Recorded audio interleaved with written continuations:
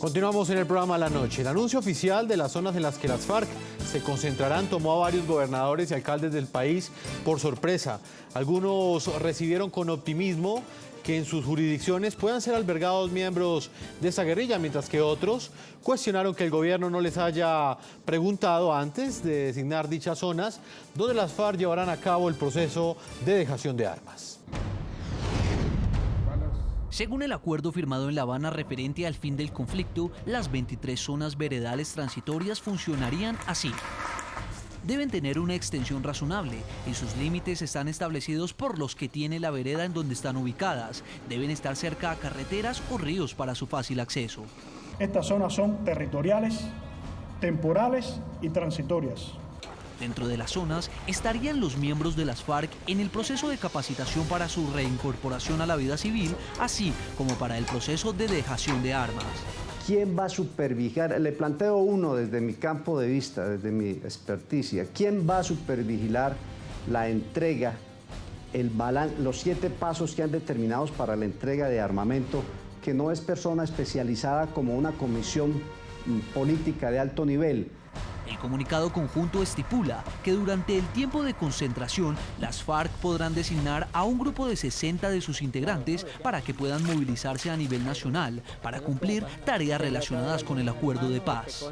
Asimismo, por cada zona, la FAREP designa un grupo de 10 de sus integrantes que pueden movilizarse a nivel municipal y departamental en cumplimiento de tareas relacionadas con el acuerdo de paz.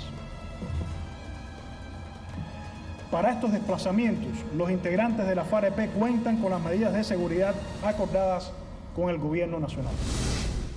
Se estableció que habrá una zona de seguridad que rodee la zona de normalización. Esta tendrá un ancho de 1 kilómetro. También que alrededor de cada zona no podrá haber unidades de la fuerza pública, tampoco efectivos de las FARC. Solo pueden estar los equipos de monitoreo, la comisión verificadora y la policía, cuando las circunstancias lo requieran. La población civil debe estar desarmada y no puede ingresar en ningún caso a los campamentos ni permanecer en la zona de seguridad. En estas zonas tampoco se podrá hacer proselitismo político. No habrá zonas veredales ni campamentos en los departamentos de Cundinamarca, Valle y Santander, mientras que el departamento del Meta será en el que más zonas habrá, en total 4 veredales y 2 campamentos, un hecho que la gobernadora recibió con beneplácito. Este es el aporte que le hace el departamento del Meta a la paz de Colombia y es la gran oportunidad que tiene nuestro departamento para consolidar un desarrollo económico y social. Sin embargo, otros gobernadores, como el del departamento del Tolima, expresó su rechazo a esta designación de zonas de normalización. Porque fue desconocida totalmente la autoridad departamental. Igualmente me he contactado con ciudadanos de Villarrica, hay un enorme malestar, una inconformidad general, como igualmente hay ciudadanos de Planadas también, por haberse tomado estas decisiones de manera inconsulta y además seguir condenando al pueblo del sur por más de 52 años de guerra, tener que volver a someterse a esta situación. Continuamos en el programa La Noche. Vamos a integrar en Río Negro, Antioquia, en Colombia, al expresidente de Colombia, Álvaro Uribe Vélez, y senador por el Partido Centro Democrático. Señor expresidente Álvaro Uribe, bienvenido al programa La Noche en NTN 24. Jefferson, a usted muchas gracias, a sus compañeros de La Noche y a todos los televidentes. Señor expresidente de Colombia, Álvaro Uribe Vélez, quiero conocer su opinión específicamente sobre los alcances que tiene este acuerdo. ¿Usted cree que realmente garantiza la paz de Colombia, garantiza el silencio de los fusiles? La impunidad total, como se concede en este acuerdo, en la historia ha sido partera de nuevas violencias. Mire, los últimos 4 años en Colombia, el gobierno ha venido ofreciendo impunidad total a los cabecillas de la FARC, a los responsables de crímenes de lesa humanidad como secuestros, reclutamiento de niños, violación de niñas, asesinato de niños. ¿Qué ha pasado? La FARC ha crecido. Al final de nuestro gobierno estaba en 6.800 integrantes, ahora hablan de 17.000. El ELN había perdido toda la capacidad criminal, la ha recuperado, y las bandas criminales se han multiplicado por 5. El narcotráfico, cuando empezó el Plan Colombia, tenía 170.000 hectáreas. Al final de nuestro gobierno tenía 60.000. Hace 3 años, 47.000. En diciembre, 159.000. Y se estima que ahora hay más. La impunidad total lo que hace es generar más violencia, crear nuevos criminales, pero además a la luz de los acuerdos internacionales que obligan a Colombia, como el Estatuto de la Corte Penal Internacional y la Convención Americana de Derechos Humanos, esto es claramente ilegal. El Estatuto de la Corte Penal Internacional en el artículo 77 dice que los delitos de lesa humanidad, como el secuestro de civiles, como la tortura de militares secuestrados, como el reclutamiento de niños o asesinato, deben tener hasta 30 años de reclusión. Aquí a la FARC le bastará en los delitos graves confesar, aceptar su responsabilidad y no irán un día a la cárcel. Pero además le darán elegibilidad política. Señor expresidente, pero ¿usted no cree que de alguna manera cambia en algo la realidad del país el hecho de que luego de 50 años por fin las FARC hayan renunciado a la violencia, hayan renunciado como aparentemente se comprometieron el día de ayer a asesinar, a matar, a continuar secuestrando, a ese silencio los fusiles del que ellos hablan? Hace un año, por los días del 20 de julio, declararon una tregua unilateral. La han violado en múltiples ocasiones y han seguido incrementando el narcotráfico, la extorsión, el control territorial. Y en muchas partes del país se tiene el informe de que personas de la FARC están delinquiendo con el uniforme del ELN, están delinquiendo con la Arbacrim. Hay un problema enorme en las ciudades derivado de esta impunidad, que es el problema de la inseguridad urbana y el microtráfico. O sea que nosotros tenemos todas estas preocupaciones. Hoy hemos estado analizando lo que se dijo ayer y lo que no se dijo.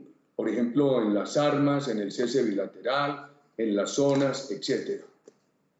Señor presidente, hay otro punto que ya se dio a conocer el día de hoy y del cual pues no conozco su posición y tiene que ver con la ubicación de esas 23 zonas veredales.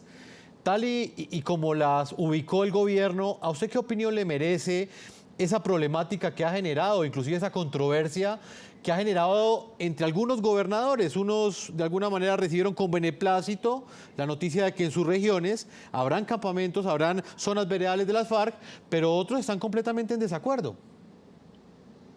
Yo tengo que recordarle al país que cuando empezó este proceso, una de nuestras críticas fue iniciar el diálogo sin exigirle a la FARC el cese de actividades criminales y la concentración.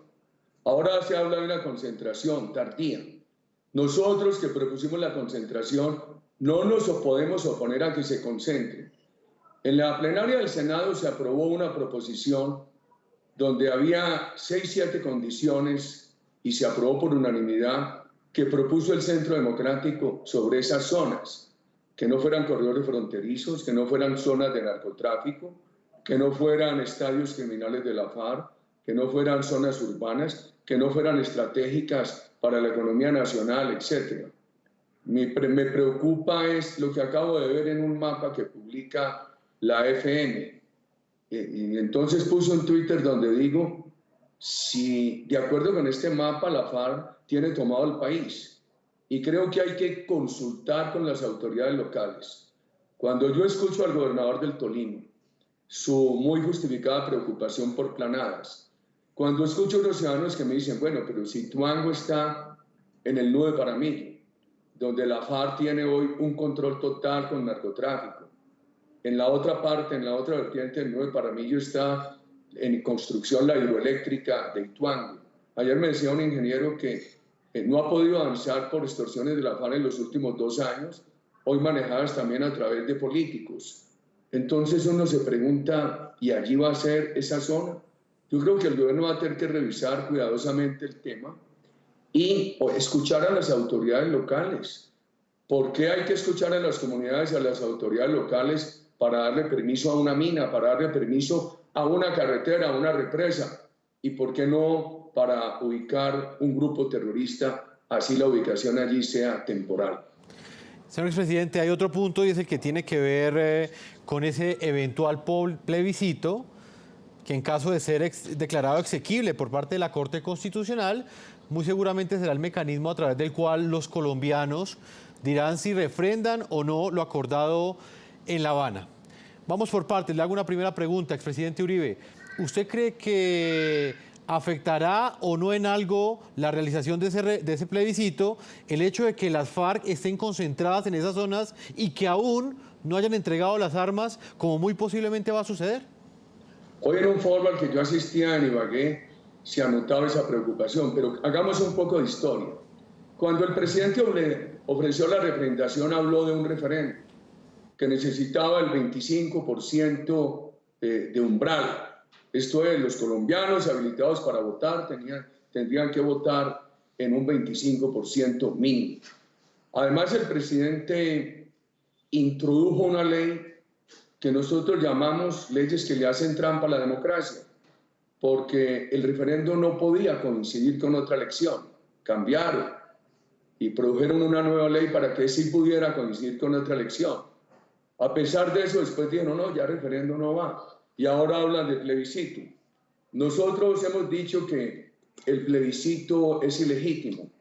Usted ha dado un punto de los 7 u 8 puntos que tenemos.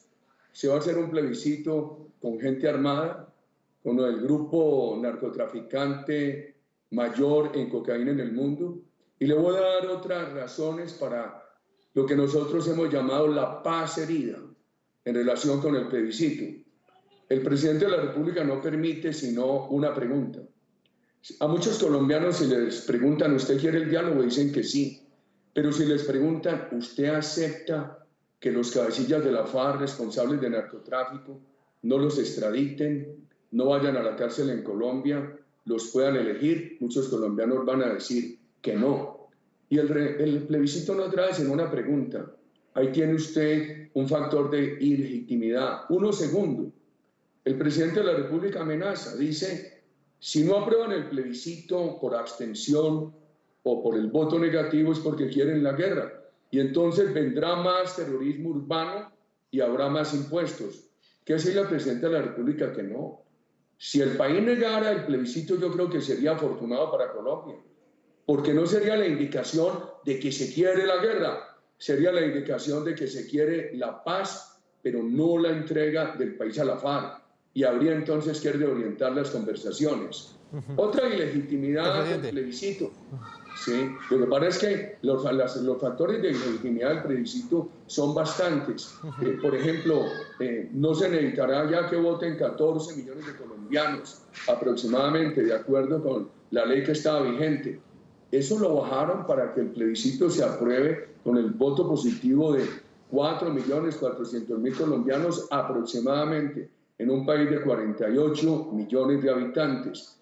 A los alcaldes y gobernadores los coaccionan. Van a un despacho ministerial y les dicen, si usted quiere recursos de la nación, tiene que apoyar el plebiscito. Esto que le voy a decir es sumamente grave. El gobierno negó la publicidad para el no y negó la publicidad para la abstención.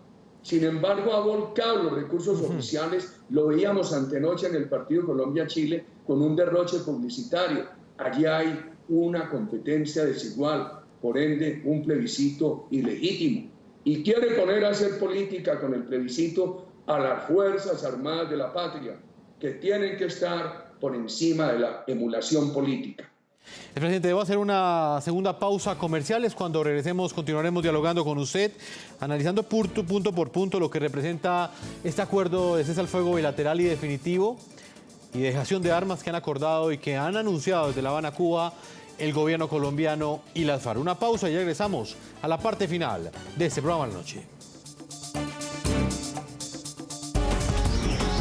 Ya regresamos con La Noche.